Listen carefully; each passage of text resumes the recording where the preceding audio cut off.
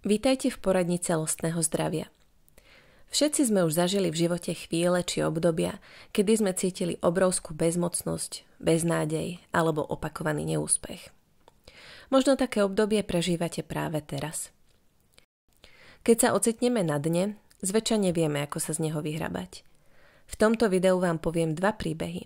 Vďaka prvému pochopíte, prečo je také ťažké nájsť cestu von z trápenia, a druhý vám ukáže, že aj keď nájsť cestu môže byť náročné, cesta vedúca k vášmu šťastiu, zdraviu či slobode vždy existuje. A pozrieme sa spolu aj na to, čo zistili o našom správaní sa v ťažkých časoch výskumy psychológov. Ak sa vám naše videá páčia, lajkujte, odoberajte a nezabudnite kliknúť na zvonček, aby ste boli informovaní o našich nových videách. Ďakujeme vám za vašu priazeň a podporu. Poznáte príbeh o slonovi z cirkusu? Slona každý večer po vystúpení priväzovali o železnú reťaz pripevnenú k drevenému kolíku zatlčenému do zeme. Na prvý pohľad bolo zrejmé, že ak by sa slon rozhodol ujsť, tak drevený kolík ľahko vytrhne. Ale slon sa o to nepokúsil ani v situáciách, keď mu zvedavé deti robili zle, keď mal hlad a čakal, kedy príde čas krmenia, či keď naňho pieklo slnko.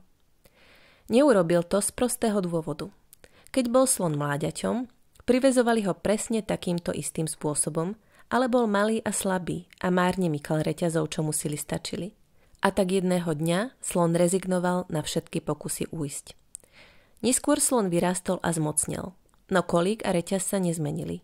Bohužiaľ, slon si pamätal svoju negatívnu skúsenosť z minulosti, pocit neúspechu a beznádeje. A táto skúsenosť sa mu tak vrila do pamäti, že pri každom pohybe, keď začul zvuk reťaze, bol presvedčený, že s ňou nepohne. Tento príbeh krásne ilustruje, ako máme niektoré vzorce správania zakorenené tak hlboko, že nás držia pripútaných a ani nám nenapadne, že sa môžeme jednoducho oslobodiť. Tento koncept potvrdil v roku 1975 aj profesor psychológie Martin Seligman vo svojich experimentoch so psami, v ktorých psom dával elektrické šoky. V prvej fáze psom nebolo umožnené vyhnúť sa šokom. Zatiaľ čo v druhej fáze výskumníci umožnili zvieratám vyhnúť sa šokom, ale psi to nevyužili a namiesto toho naďalej šoky pasívne prijímali. Experiment sa niekoľkokrát opakoval vždy s rovnakým výsledkom. Seligman vyslovil teóriu, že ak je zviera zahnané do kúta a nemá možnosť dostať sa z nepríjemnej situácie, v budúcnosti nebude schopné v podobnej situácii správne reagovať. Tento jav sa v psychológii označuje pojmom naučená bezmocnosť. Na problém naučenej bezmocnosti narazil už Pavlov pri výskume podmienených reflexov začiatkom minulého storočia. Jeho pokusné psy sa spočiatku snažili vyhnúť úderu, ale ak sa im to nepodarilo a úder aj tak vždy prišiel, rezignovali a z klietky neutiekli, ani keď ju výskumník otvoril. Pavlov toto zistenie ďalej nerozvíjal, ale neskôr Seligman v podstate nadviazal na jeho výskum. Následne Seligman spravil podobné experimenty na vysokoškolských študentoch, ktorých rozdelil do 3 skupín a namiesto elektrických šokov použil nepríjemné zvuky. Prvá skupina študentov dostala možnosť nepríjemný zvuk prerušiť stlačením tlačidla. Druhá skupina tlačidlo nedostala a musela sa zmieriť so zvukom. A posledná skupina bola nepríjemného zvuku v prvej fáze ušetrená. V druhej fáze boli všetky 3 skupiny vystavené zvuku a všetky 3 dostali tlačidlo na jeho vypnutie. Ukázalo sa, že tí, ktorí predtým nemali k dispozícii ovládanie, nedokázali adekvátne reagovať. Prvá a tretia skupina vypínali zvuk pomocou tlačidla. Druhá skupina však nie. Aj výskumy na ľuďoch teda dokázali, že jedinec sa stáva pasívnym, keď na základe predchádzajúcich skúseností dospel k záveru, že akákoľvek vyvíjaná aktivita je zbytočná. Keď máme pocit, že niet úniku, vzdávame sa. Ak máte pocit bezmocnosti aj vy, položte si v tomto momente prosím otázku, či skutočne neexistuje cesta von. Ale skôr, než si na ňu sami odpoviete, poviem vám druhý sľúbený príbeh. Jedného dňa spadol starý osol do starej studne.